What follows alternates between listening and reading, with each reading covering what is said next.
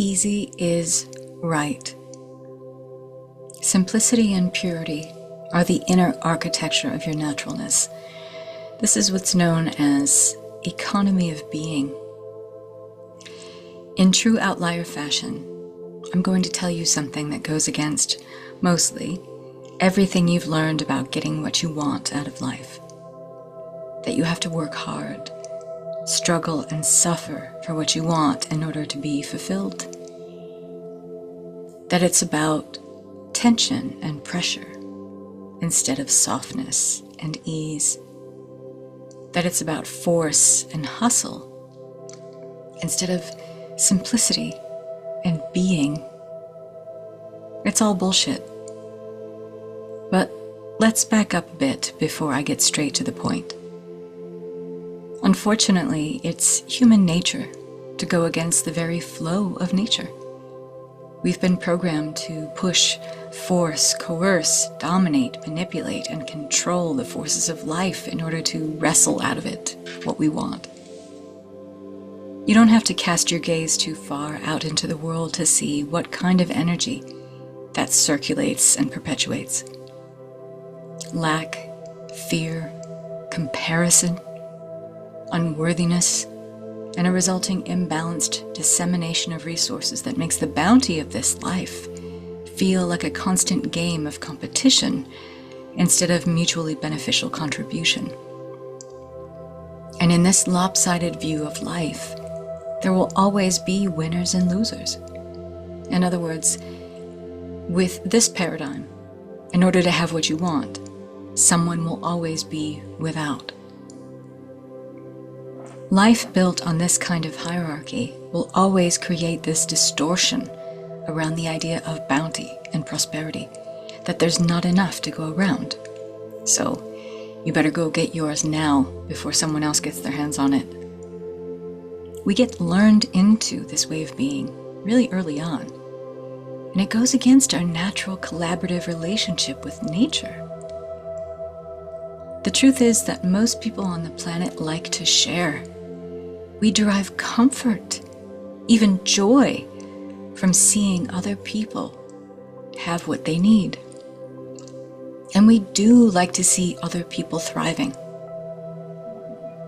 Because as much as we try to outthink or outsmart the genius of nature, we cannot deny the naturalness of being in collaboration with all life. Life is invested in supporting all life, and you and I and life, we're the same. There is no experience of life without you. But we've been taught not to trust that and to train our sights on the outer environment, to see who or what exactly is in the way of what we want, and then remove that obstacle pronto. Cue struggle. Cue suffering. It's why I've seen this pattern over and over again in the people that I work with, where even high-achieving men and women who, by the standard of outer appearances, seem to have it all, yet they're still deeply unhappy, deeply unfulfilled, and often feel an unexplainable existential dread that never seems to go away. To be at ease with life and in flow with the natural forces of shadow and light as a way of being, that's alien to most people. But the truth is that your well-being and prosperity flourishes when you trust your own rhythm. And right now, you're either playing up your own gifts or watching life from the sidelines in the shadows. The new earth that we are birthing takes a natural and easeful passion for life. And to have that, you must have a passion for yourself. As you feel the subtle or not so subtle currents of change, don't you want to meet that energy of you in love and feeling passion for life? Don't you want to meet that with the full force of your core essence intact? Feeling an unwavering stability of your truth from the inside?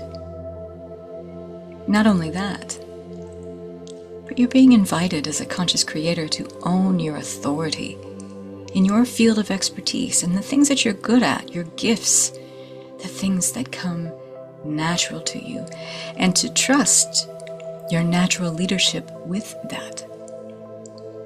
How easy is that for you right now? When it comes to generating prosperity through what you love and can do easily, you find out that easy is right. Thank you, Richard Rudd and the 10th Gene Key, for illustrating this so perfectly. It gets to be a lot easier, you know. We need to let ease lead instead of struggle. We can do it. We're just not used to it. We just had bad intel up until now. But too often, we pass by this ever-available treasure of ease because we've been lured into the idea that anything worthy of having, doing, or being must come from seriousness, hard work, struggle, and suffering. Except there's a problem with that, a big one. There's a misplaced sense of vanity that comes from that ideology. We say, look how hard I worked to get this, to be this. I am special. Well, that's just self-imposed hardship dressed up as entitlement. Sorry, not sorry. We've forgotten that life takes care of us because we are life. We are the source of our own resources. We just haven't been brought up to believe that. We didn't have people to model that for us. Well, legacy breakers, we are all breaking the chains of what came before. This is one of the ways we do it. Because here we are, out here, trying so hard to be who we are, while fighting every ounce of our ease and authenticity from the versions of ourselves we've been conditioned into. Existing right alongside this idea of manipulating what you want out of life is the concept that you will eventually eradicate all obstacles and remove all the shadow, all the challenges, by consistently pushing back against what darkens your path of progress. This idea that you will get rid of life's shadows and challenges, well, that's the biggest misconception of all. We're not here to eradicate shadow. It is not our problem to solve. It is built into the architecture of third-dimensional life, this matrix of polarity. Shadow, contrast, conflict, duality, and polarity are all just different names we use to define the friction needed to create growth. Without shadow, you have no catalyzing force that creates enough tension for movement. Without this kind of movement, there's no inner or outer growth, expansion, or evolution. It is the nature of all life to become more of itself, to expand through transcending previous levels of growth that reach their natural expiration points of usefulness. And how do we know something has reached its expiration date of usefulness? You guessed it. Enter shadow, contrast, friction, struggle. Fighting against life in the way we've been taught keeps us fighting against our own naturalness of being, which is to hold all potentials of life within us. Light, dark, shadows, and treasures, and everything in between. To let this current of life force energy guide us into what needs to be felt, expressed, and embraced in the present moment is our ease, our simplest, purest, most efficient way of being, also known as economy of being. There is no method or formula or modality that helps you to know this, to be this. It's a path. It's one you decide to walk. It's ultimately letting go. It's a surrender to and a deep trust in life and the intelligence it has to naturally guide you to a core stability and economy of being, otherwise known as your simplicity and purity. No outer reward can ever grant you that. no matter how much you slave away, suffer, and bleed to get it.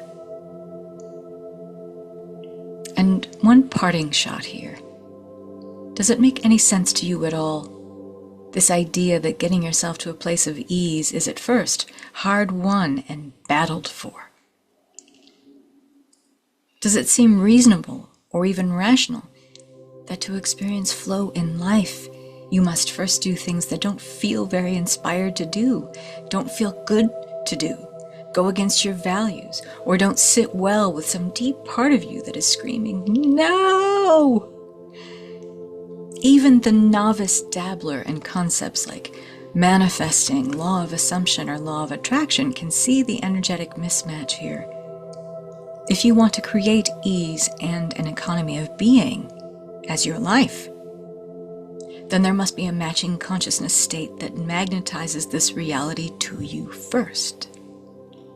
In other words, one must already be embodying the state of ease in order to attract more of it. The question is then, what is this ease that you ultimately want? The freedom to be yourself and vibrate with authenticity and naturalness of being. To be carried with and supported by the currents of life, instead of carried away by the hard-driving nature of the ego, where there can never, ever be enough. We want the gifts that are natural to us to be the only forces driving our progress in life. Because living in this gift frequency will always be the easiest and most efficient use of our power, and also our greatest contribution to life. And life is always trying to know more of itself through us. Why not give it an easy route instead of a hard one? Through this relationship based on mutual benefit, there is a shared outcome that pays out in dividends that ripple far and wide in ways that we won't see. Life supporting life, as was always intended.